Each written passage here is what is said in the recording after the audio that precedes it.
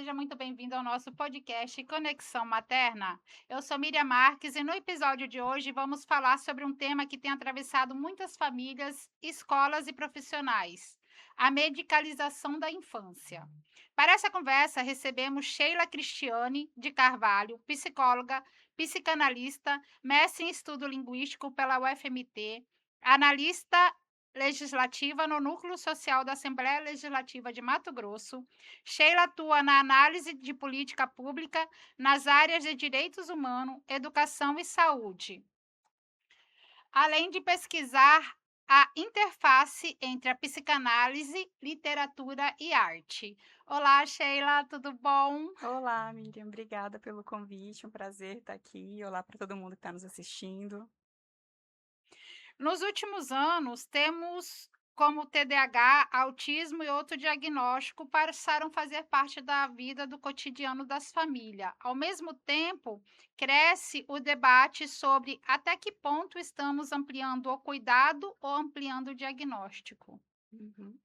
Esse é um ponto muito importante para a gente falar, porque todo mundo já reparou que de uns tempos para cá tem muito mais ampliação diagnóstica. Alguns especialistas, alguns estudiosos falam até numa pandemia diagnóstica.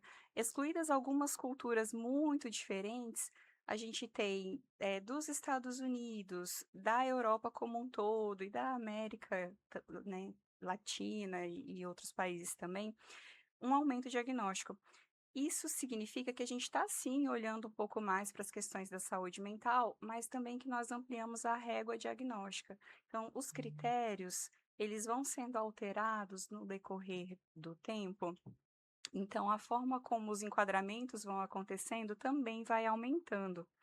Nós tivemos, com a atualização dos DSMs, que são os livros que colocam os critérios médicos para que a gente verifique se alguém tem ou não um transtorno, uma condição, um adoecimento, eles também foram alterados. Então, nós temos, a partir de algumas edições anteriores para cá, a exclusão de alguns quadros, por exemplo, como a psicose infantil, e a ampliação de critérios para diagnóstico do espectro autista. E será que então a gente está dizendo que existem mais crianças doentes, que existem doenças inéditas, que o sofrimento mudou, que a forma de sofrer mudou, ou que nós estamos olhando para isso e considerando transtorno algumas formas de viver, algumas formas de sofrer que antes não eram categorizadas como doença e agora são, né? Esse é um problema que a gente precisa olhar com muita atenção, muita seriedade, porque é claro que tem quadros, sim, em que as pessoas têm o diagnóstico e elas precisam ter acesso aos direitos e aos cuidados, mas o que tem acontecido é uma precipitação diagnóstica e um enquadramento que acontece muito rapidamente.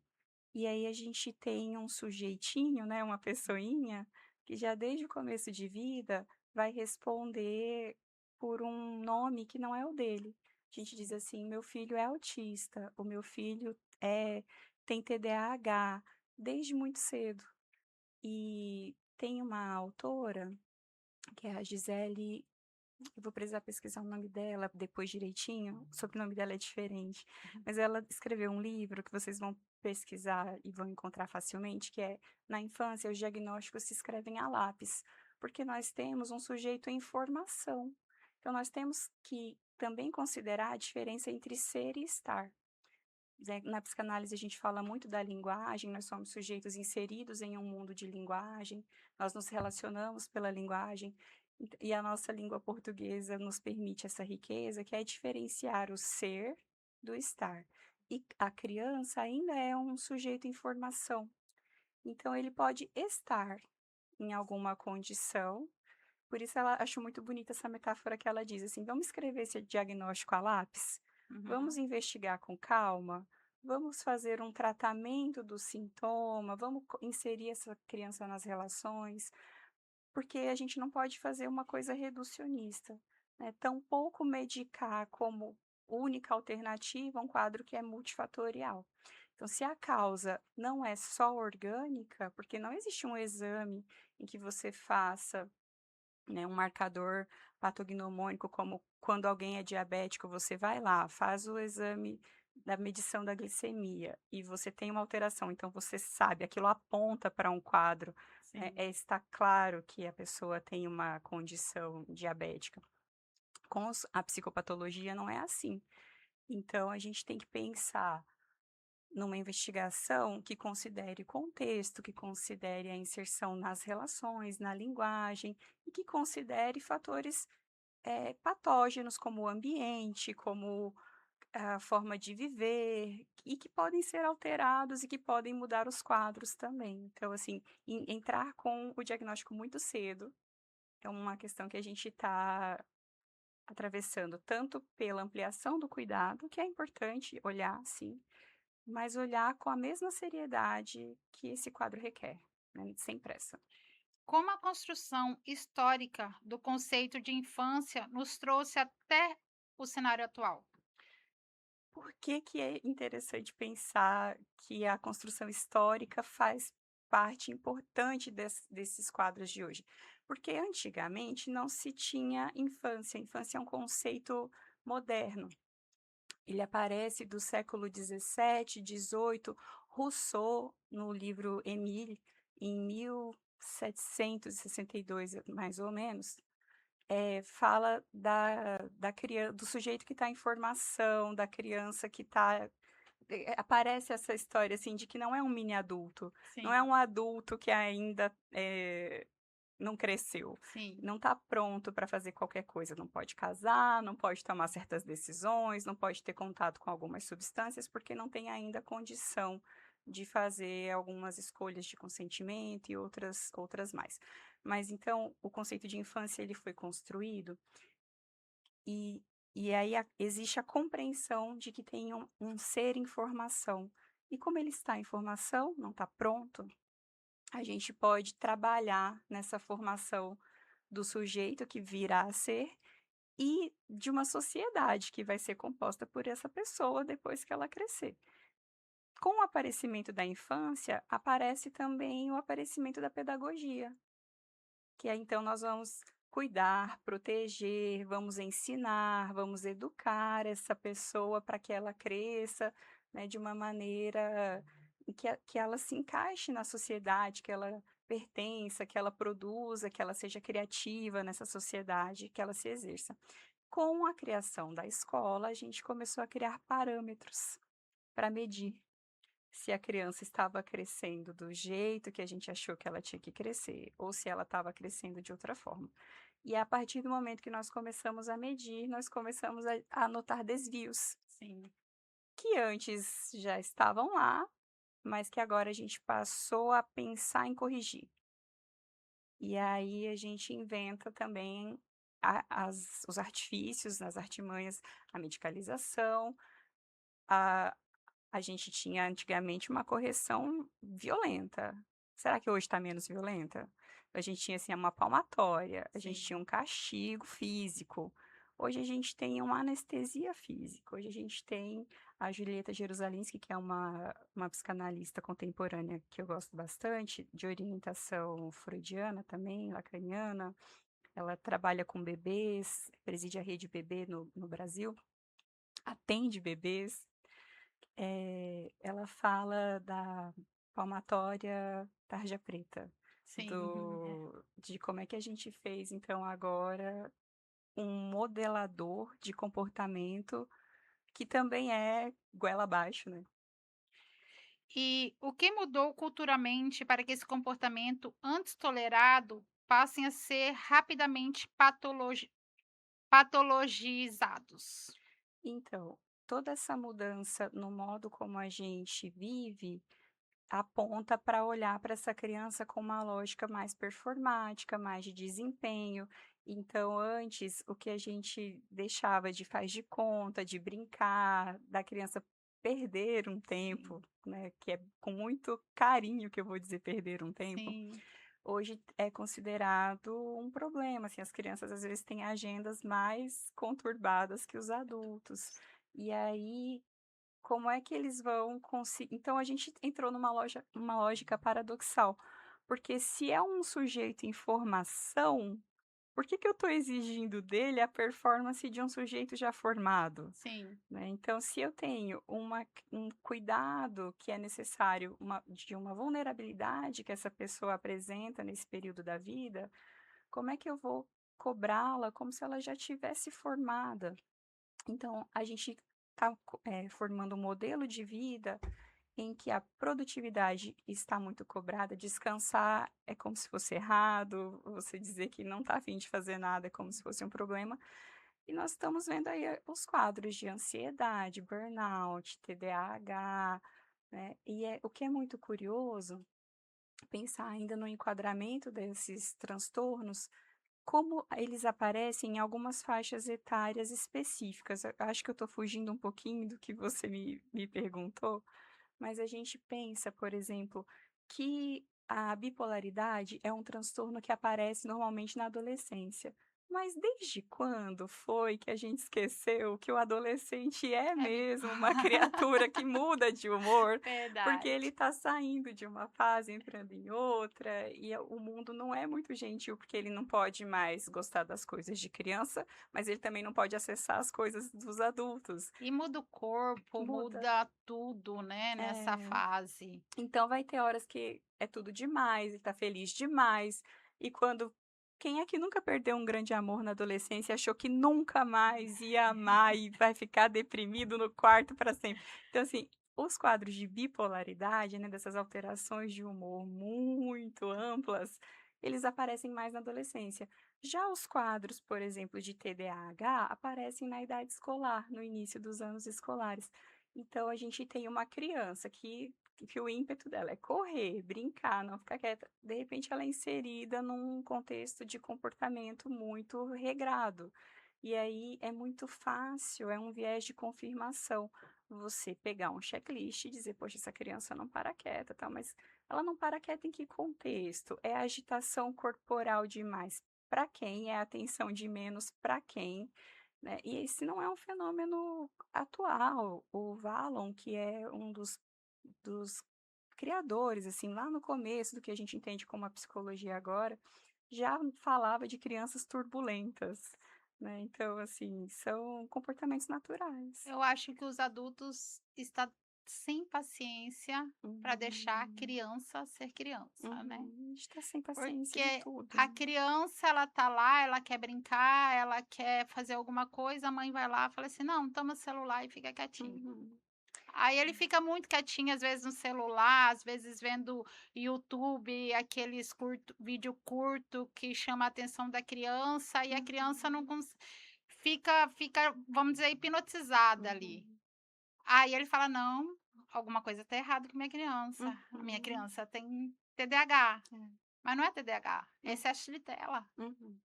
Exatamente. Então, a gente vê assim que os diagnósticos acontecem também por uma organização social, que se eu não exponho a criança à relação, ao contato, se eu não a convido para o convívio, ela não vai fazer isso sozinha. A gente tem que lembrar, ela está em formação. Se eu, se eu proporciono para ela o ambiente de isolamento, é isso que ela conhece, né? Então, a gente pensa, por exemplo, nos comportamentos que são esperados em alguns períodos cronológicos do desenvolvimento infantil, e quando eles não são alcançados rapidamente, as pessoas se apressam e falam de um diagnóstico, de repente a gente precisa olhar com mais atenção, porque é muito fácil, por exemplo, que um bebê de 4 meses, que precisava já olhar o olho da mãe, se ele não olha, a gente começa a pensar: "Ixi, será que essa criança tem um autismo?". Uhum. Em vez de tratar isso, por que que ele não olha? Que Sim, horas que ele olha? Ele não olha nunca? A mãe olha para ele, o pai, o cuidador, né, a pessoa que está ali exercendo a maternagem, porque nem sempre a figura materna é exercida, só pela mãe, embora na maioria das vezes sim. seja, né. Então a gente pergunta, antes de diagnosticar, vamos tratar o que está acontecendo, proporcionar condições de que aquele sintoma seja interpretado. Porque na psicopatologia, a gente vai pensar que o sujeito está inserido na linguagem. Se ele está inserido na linguagem, é metafórico, como a gente viu, não tem um fator que aponta organicamente para o transtorno, a gente vai ter que interpretar. Interpretar não quer dizer olhar um fato isolado e dizer que aquilo aconteceu. Então você veja que uma criança que chora, é a mãe que diz, né: "Tá com fome, tá com sono, tá sujo, tá com dor". E ela não diz isso só porque ele chorou, ela sabe, por exemplo, acabou de mamar, então não deve ser fome. Né, acabei de trocar, será que tá sujo de novo? Então, a interpretação que a gente faz de algo que depois poderia ser essa criança chora demais, de um transtorno, ela tem que ter um contexto, né. E quando eu digo, por exemplo, do uso excessivo de telas, todo mundo aqui já poderia estar com o diagnóstico embaixo do Sim, braço e também pensando, assim, que a nossa dificuldade de acompanhar a extensão discursiva é evidente, então se todo mundo está com dificuldade de assistir um filme longo, sem levantar, sem pausar, sem olhar o celular, de acompanhar uma conversa longa, e é curioso que tem agora um fenômeno de voltar podcast não, mas assim, como se fosse um programa de rádio, né, assim, sim, de as pessoas verem que talvez seja interessante parar para conversar, sim. parar para escutar. Uhum. É igual quando eu vou assistir filme, aí as crianças querem passar aquele que vem aquela introdução. Uhum, Falei: "Não, deixa, espera", uhum, porque ela já quer ver o resultado. é, Falei: "Não, espera". sim. É, como se às vezes 5 segundos de uma propaganda Sim, fosse o fim do sim, mundo, né. E eu fico me perguntando, Miriam, onde é que a gente está querendo chegar com tanta pressa? Por que que as coisas têm que acabar tão rápido, né? Por que que as relações não podem ser mais demoradas? Por que que a coisa tem que acontecer agora e acabar agora e eu já tenho que dar um nome agora? Então eu acabei de te conhecer, a gente é amigo ou não é amigo? A gente vai ser amigo para sempre ou não? Calma, eu não sei. Porque de repente a gente se gosta em alguns aspectos, em outros outros não. não, e vamos construir isso devagar, né. Sim, Como é o tempo da vida, assim, porque me parece uma pressa de morrer, sabia? Que assim, vamos acabar logo com sim. isso, vamos acabar logo, vamos assistir esse filme logo, tem que finalizar. Mas tem que ser assim, né, não sei. E quando falamos em medicalização, estamos criticando a medicina ou produzir saber sobre a infância? É uma questão boa, porque assim, não estamos criticando a medicina de maneira nenhuma, né, grande defensores da ciência aqui estão. Mas, é uma observação é um convite para fazer um olhar mais crítico, um olhar mais lento e um olhar atento à singularidade. Então, a medicalização isolada, ela não é boa para nenhum quadro, né. Você não vai em um médico com qualquer condição, seja obesidade, seja qualquer Uhum, condição, né, de que não é uma condição considerada saudável, e ele vai te dar um remédio e pronto. Normalmente você precisa fazer algum comportamento, mudar algum hábito, acrescentar alguma coisa, porque senão a gente vai ficar para sempre medicalizando o sintoma, e o sintoma ele é um signo, que representa alguma outra coisa. Então assim, se a criança tem um comportamento, aquilo ali vem de algum lugar, representa alguma coisa. Eu medico aquele comportamento, tá bom. Será que era isso mesmo? Mas às vezes sim, às vezes é muito importante.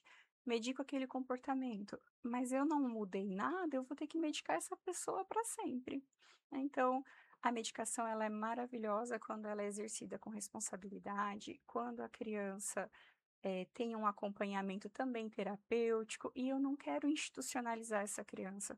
Eu não quero que agora, então, ela só seja funcional, ela só exista, ela só seja amada porque ela está em tratamento, né? Assim, ela precisa exercer a sua existência nas relações, porque é a falta disso também que é adoecedora. Tem um outro fenômeno que é importante pensar na junção mercadológica da coisa. Porque, assim, quando surge o metilfenidato, que é uma das medicações, né, que lá do começo os psicofármacos aparecem para o tratamento de alguns transtornos na infância, os quadros aumentam exponencialmente. Então é muito importante que a gente observe quem é que financia uma pesquisa, que pesquisa que eu estou lendo. O Patrick Landman, que é um psiquiatra, escreveu um livro chamado Somos Todos Hiperativos, e ele fala de uma epidemia, mas ele questiona um pouco disso, assim, o quanto a coisa virou um mercado também. Eu sou psicóloga, atendo aqui, e eu recebo muita gente no meu consultório falando assim: "Ah, eu tenho tal coisa e eu vim aqui tratar isso, né". Tá, vamos tratar isso, mas não é isso que eu quero tratar de Você. você. Eu quero que você me diga como é que esses sintomas aparecem. Então, assim, existe uma indústria que lucra muito Sim, também, né. E tem um outro detalhe que ainda é o viés político, porque, assim, os transtornos estão gerando direitos, sim, acessos, né, políticas públicas, o que é muito importante para quem precisa ter esse acesso e não consegue. Mas será que o caminho não seria que todas as pessoas que têm qualquer condição que necessite de um cuidado tivessem o acesso?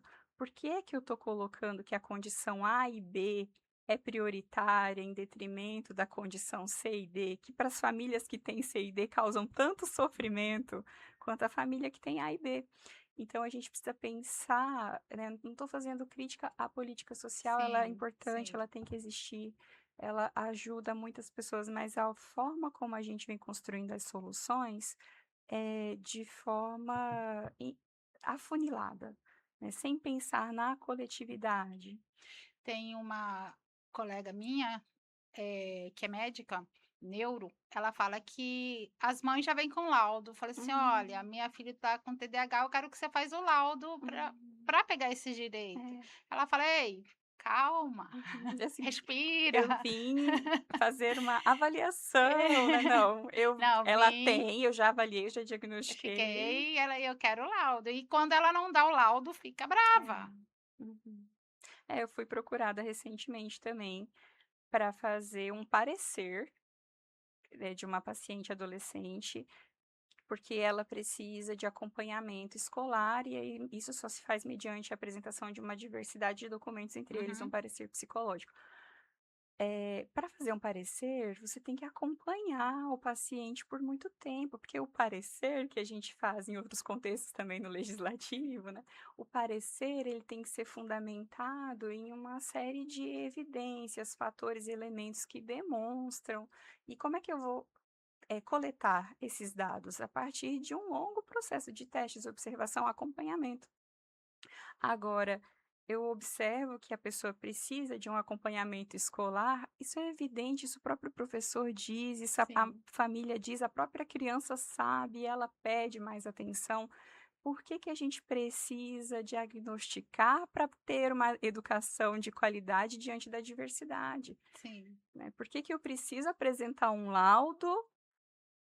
Está evidente que a criança tem dificuldade. Então, que tipo de mecanismo a gente está construindo? Então, o outro que tem dificuldade, mas não tem um diagnóstico, ele não será acompanhado? Essa é que é a minha crítica. Jamais a medicina, sim, jamais ao psicofármaco, a ciência, pelo contrário, eles são coadjuvantes importantes quando administrados com responsabilidade, mas eles são coadjuvantes, eles não são a primeira alternativa, ainda mais na infância. E aí a gente vai pensar, que a medicação compõe um quadro de tratamento, mas ela está a serviço da pessoa. E o que tem acontecido? As pessoas vão aos consultórios e é a primeira coisa que acontece. Tem dados alarmantes que mostram que às vezes mais de 90% das consultas, nas primeiras consultas com um psiquiatra, a pessoa já sai com uma prescrição. E as crianças dentro dessa uhum. porcentagem, assim. Como é que em 1 hora Você eu já já te dou um diagnóstico, eu já te dou uma medicação, né, e isso é hum, complicado. Eu entendo, as condições de saúde, não são favoráveis para que a gente consiga fazer todo mundo sim. um acompanhamento longo, mas isso é motivo suficiente para medicalizar num primeiro momento? E eu sou filha de Uhum. médico. Meu pai não gostava de me dar dipirona. É, porque ele sabe que Eu falei: é "Pai, tô com importante dor de pensar. cabeça". "Não, espera, vê mais um pouquinho para ver se não vai passar, se não passar eu te dou". E hoje em dia minha filha também, adolescente, ela fala: "Mãe, eu tô ruim, tô com dor de cabeça". A gente vê que é aí ela falou Uhum, assim: "Me dá um remédio?". Eu falei assim: "Não precisa de remédio, filha". uhum. É, às É, vezes precise, que bom que tem o remédio, aham, mas não é para ser mas tomado de forma aleatória. aleatória. E eu conheço já casos de mãe que dá remédio para filho dormir. Ai, Criança. Eu falo: "Gente, criança para criança dormir tem que ter rotina. uhum, É rotina, não precisa dar remédio para o seu filho uhum. dormir". É igual a gente, né, tá a menos com que tenha um quadro de insônia, que aí a gente vai investigar, mas assim, Sim, o estresse, alguma coisa eh, que criança vai ter estresse, que preocupação, eles mas têm, mas assim, eh, não sei se é porque você não está medicalizando uma queixa da criança, é sim, uma queixa da família. sim, Essa criança não dorme, está me dando trabalho, eu não aguento, eu não vou ficar acordado cuidando, eu vou medicar para que eu possa dormir. isso. Né, então a gente precisa olhar de outra forma. O que significa ampliação diagnóstica, mas crianças adoecidas ou mudança do que chamamos de transtorno? Eu acho que é exatamente disso que a gente, vem falando até aqui. A ampliação diagnóstica é justamente isso que dá conta de cada vez mais aparecerem os quadros de adoecimento e de uma sociedade que está cansada, né. E por que a escola aparece como epicentro dos encaminhamentos de diagnósticos? É muito importante marcar nessas falas, que são essas falas que eu faço são delicadas, né. É importante marcar, por exemplo, um abraço com os psiquiatras e um abraço com as escolas.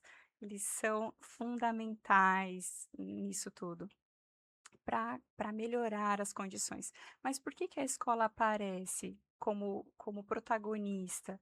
Porque é na escola que a gente começa a mensurar os parâmetros de desempenho das crianças.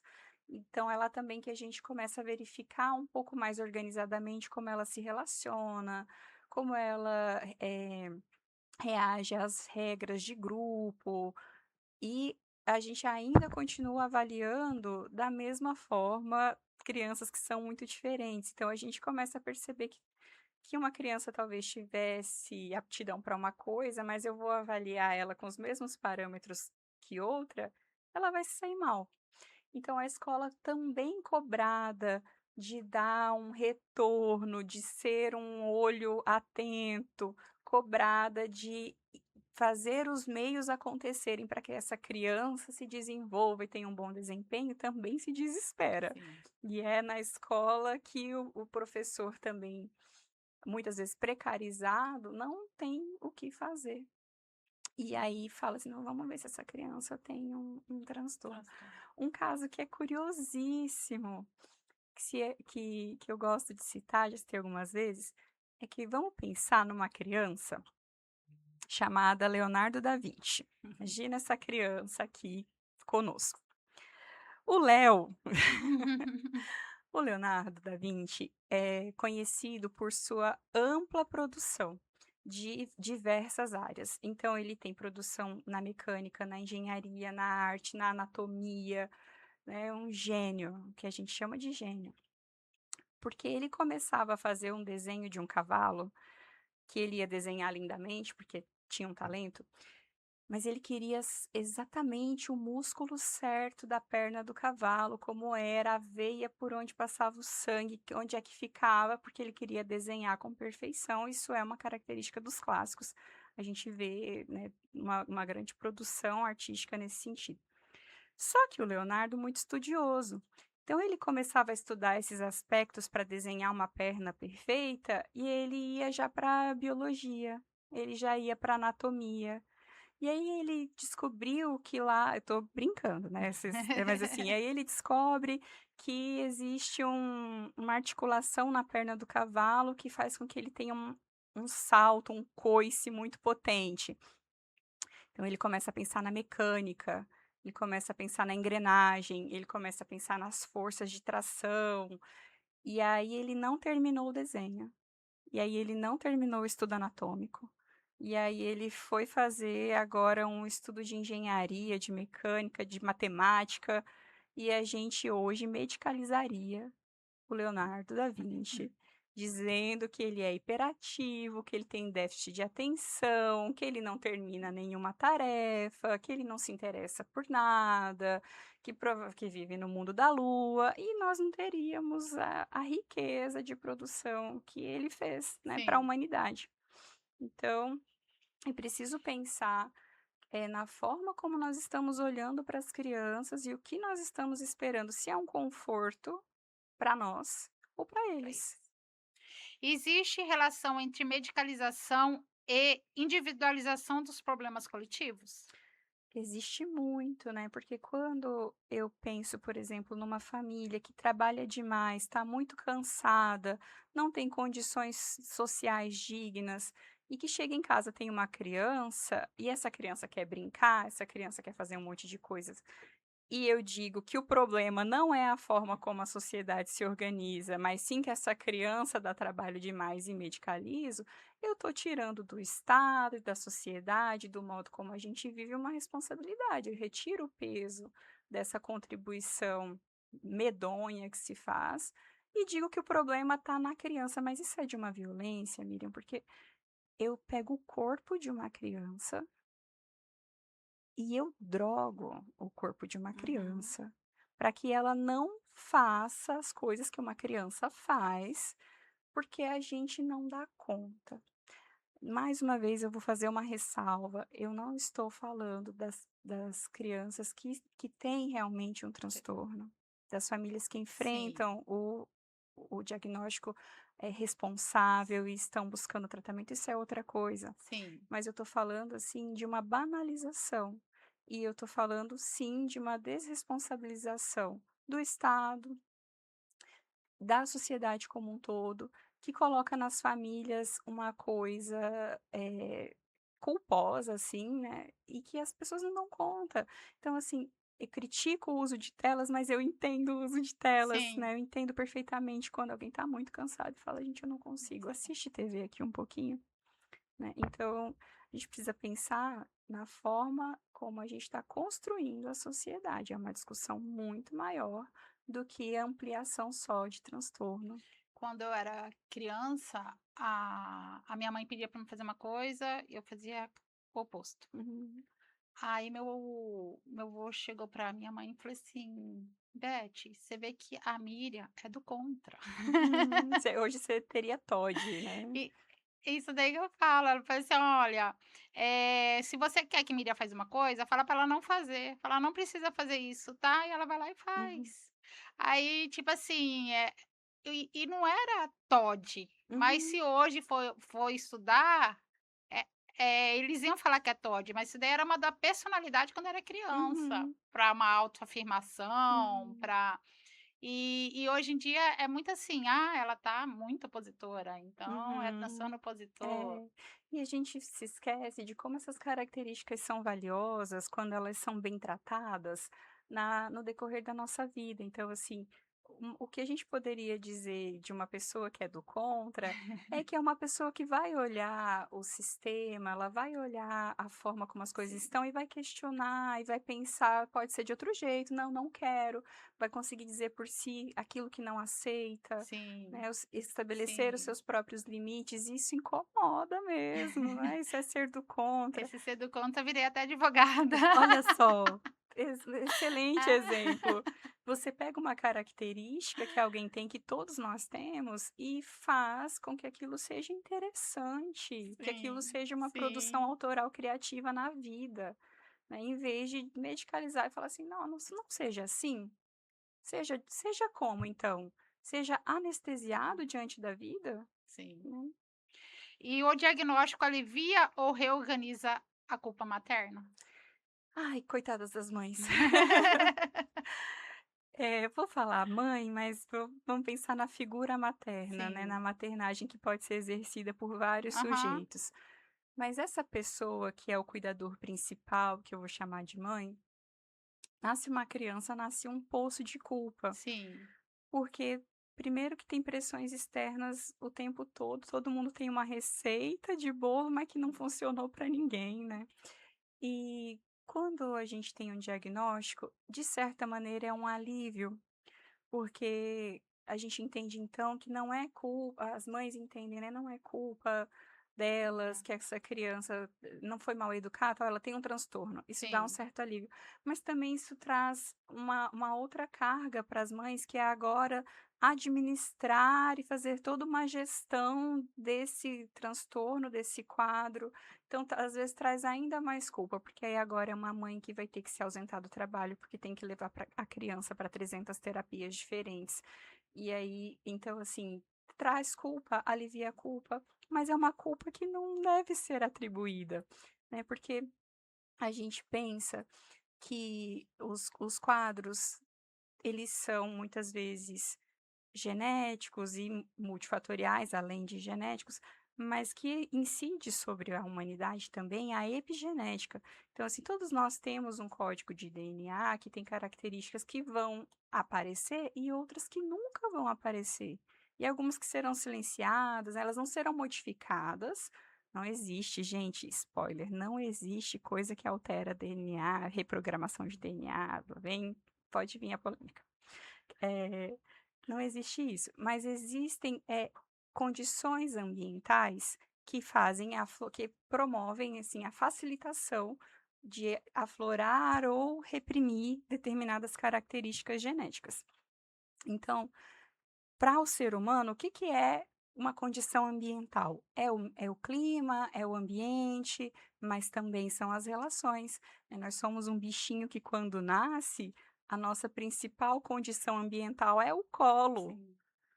e o colo é outra pessoa. Uhum. Então, assim, como é que a gente vai culpabilizar uma mãe que não conseguiu dar as relações, ou uma família, se eu, enquanto coletividade, também não promovo o ambiente favorável, né? Até a palavra que a gente usa é curiosa, porque a gente fala assim: "Ah, tá um climão aqui, hein, nessa sala". Por que que tá um climão? Porque as pessoas brigaram. Então, assim, o Sim, nosso ambiente depende sim, das relações, né? E trazer isso, responsabilizar isso unicamente a mãe, o pai, assim, é muito cruel. A gente precisa pensar numa coisa muito mais ampliada. sim. E o que é maternalismo e como ela se difere da maternidade? O maternalismo é um conceito, uma curiosidade linguística, assim, as palavras que têm o sufixo ismo, elas remetem a uma condição social, econômica, histórica, política.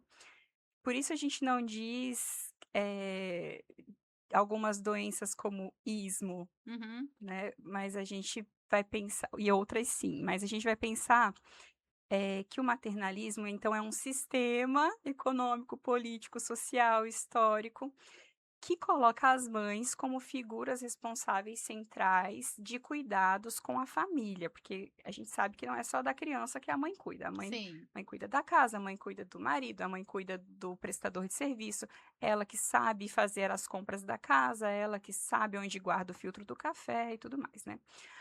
Como se as outras pessoas não morassem, não pertencessem àquele contexto. Então, a Vera Iaconelli, que é outra psicanalista contemporânea, fala do maternalismo como essa organização superestrutural que Sim. coloca a mulher nesse lugar de hiperresponsabilização por tudo que acontece na família. Se a gente vê alguém fazendo uma malcriação na rua, o que que as pessoas dizem? Cadê A mãe a dessa mãe criança. dessa criança? Como se fosse só a A mãe, mãe que aham. tivesse a possibilidade de educar alguém, né. E depois, como se a própria pessoa não fosse sujeito e não respondesse Sim, a despeito de ter recebido uma boa educação, fizesse outras coisas. Mas, então o maternalismo é muito cruel. E a gente pensa, às vezes, até nas políticas públicas sendo construídas de forma a reforçar isso. Então, assim, é a mãe que vai ter uma licença para cuidar do filho que é atípico, tarará, é a mães atípicas. Sim, Mas espera aí, cadê o resto de todos nós nessa sim, história, né? Então, esse é o maternalismo, ele é muito ruim, porque ele faz com que a mulher seja, mais uma vez, penalizada, né, por todas as questões que estão ao entorno dela. Já a maternidade é outra história, né? sim. É a função que se tem de criação, de educação, que se faz conjuntamente, que se faz comunitariamente. Então, eu acho que é importante marcar essa diferença para pensar que o que a gente está fazendo não contribui para a maternidade, Sim. mas às vezes contribui para o maternalismo, Uhum. que é ocupar os ombros dessa mulher com cargas muito Exato. pesadas. É que tem mãe que, além de cuidar de casa, cuidar do marido, cuidar dos Gente, vamos parar de filhos, cuidar né, do marido do desse marido. jeito? Eles são Aí adultos. fica tudo pra mãe. Tem Hum, muitas mães que me queixam, falam: "Nossa, eu chego do trabalho, trabalho fora, chego do trabalho, ainda tenho que arrumar a casa, tenho que fazer almoço, porque se eu não fizer, ninguém faz", uhum, é isso. Se eu não né. fizer, ninguém faz. E a medicalização pode silenciar conflitos familiares? Silencia muitas vezes, né, mas o conflito ele é importante, porque quando o conflito existe, ele está dizendo que tem alguma coisa que precisa ser olhada, que precisa ser revisada. E se eu silencio, isso às vezes eu perco a oportunidade de sanear a Sim, questão. Eu atendi um caso de uma pessoa que vive um contexto familiar muito conflituoso, um pouco violento, bastante agressivo, sim. e que tem uma criança que começou a dar sinais de agressividade, só que a pessoa não associou, né. Quando Uhum. me conta assim, que eu e a mãe dessa criança, a gente se xinga, a gente se detesta, problema atrás de problema, né. E em outras sessões, no decorrer do tempo, me narrou que a criança, a filha, tá tendo problemas na escola, porque tá brigando com os colegas, porque tá mordendo os colegas e tal. Que essa família foi fazer? Levou a criança para um atendimento psiquiátrico Médico é criança. e medicou a criança. Então, assim, agora esse conflito familiar, que era pano de fundo, Sim, né, que era patógeno, que era propulsor do transtorno dessa criança, que talvez não era então uma condição sim. dela, Não. mas uma condição provocada, uma condição de estar e não de ser, que agora medicada, não temos mais que nos preocupar com isso, né. Então é uma violência com a criança e é uma violência com toda a família, porque é simbólico, né, então não vamos tratar de nós. E eles vê que as crianças, ela reproduz na escola muitas vezes o que está vendo em casa. É, e reproduz, é perigoso cair na simplificação, porque senão a gente começa a Sim. observar os Aham. comportamentos e dizer: "Ah, essa criança apanha em casa, essa criança", nem É. sempre, mas assim, é claro que os comportamentos são Sim, resultados da história sim. de cada um de nós, né. E como diferenciar, crítica à medicalização de negação do diagnóstico clínico? Eu acho que tem que fazer essa diferenciação, né, nós não estamos fazendo uma negação do diagnóstico, muito longe disso, os Uhum. diagnósticos existem. São importantes, as pessoas precisam procurar os tratamentos devidos, isso é sério, mas não podemos fazer isso de forma acrítica. Acho que nada na vida a gente pode fazer sem ser um pouco do contra, como Sim. você falou, né, assim. Sempre estar disposto a olhar o que está acontecendo, mas também disposto a se perguntar sobre aquilo que está acontecendo, não para negar, mas para perguntar, então, o que pode ser feito a partir disso? Como é que eu posso atuar? Será que existe uma pílula mágica para as condições de sofrimento da vida? Será que quando alguém morre e eu fico triste, Eu sou depressivo? Será que não é quando faz frio e eu sinto frio, eu tô saudável? Sabe, se acontece uma condição de tristeza, eu fico triste, era isso que era para acontecer, Sim, você tá saudável, é sim. esperado, né, ficar triste, ficar angustiado, ficar irritado, faz parte da vida. Agora isso é uma condição crônica, isso afeta em que medida? E é uma medicação somente que vai fazer com que essa condição melhore? Essas são perguntas que a gente precisa fazer.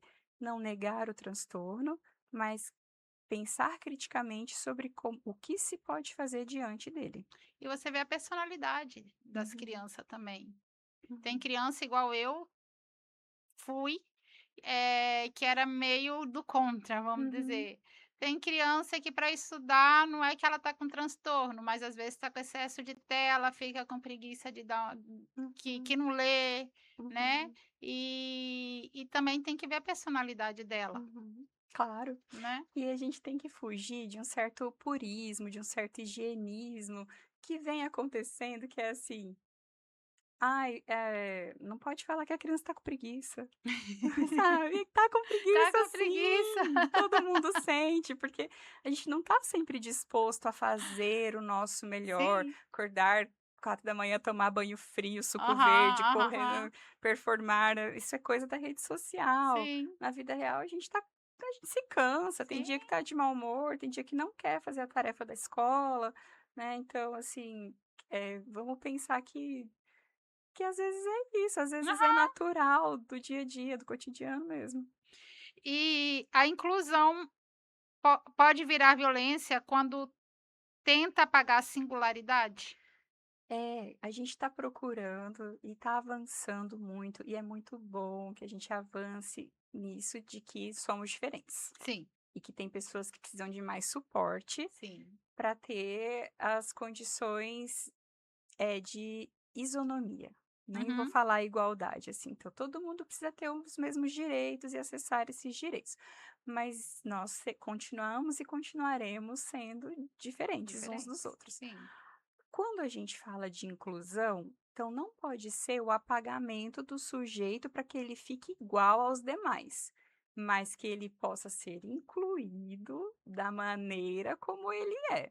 Então, se eu tenho alguma peculiaridade, alguma singularidade, a gente não vai entrar em negação. A gente vai dizer: você pode existir do jeito que você existe, e a gente vai te dar aqui condições para que isso funcione na coletividade. Existe risco de um discurso biológico expulsar a dimensão da política do cuidado?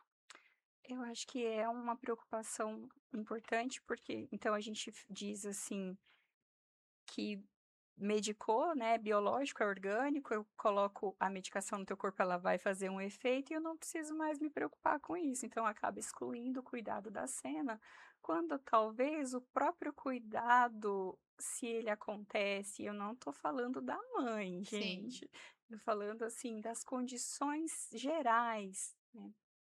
Se o próprio cuidado acontece, talvez anterior, ele fosse, de certa forma, prevenir alguns transtornos, Sim. né. Então, assim, o tratamento unicamente biológico automatizado, ele pode excluir o cuidado e isso é um prejuízo enorme para todo mundo.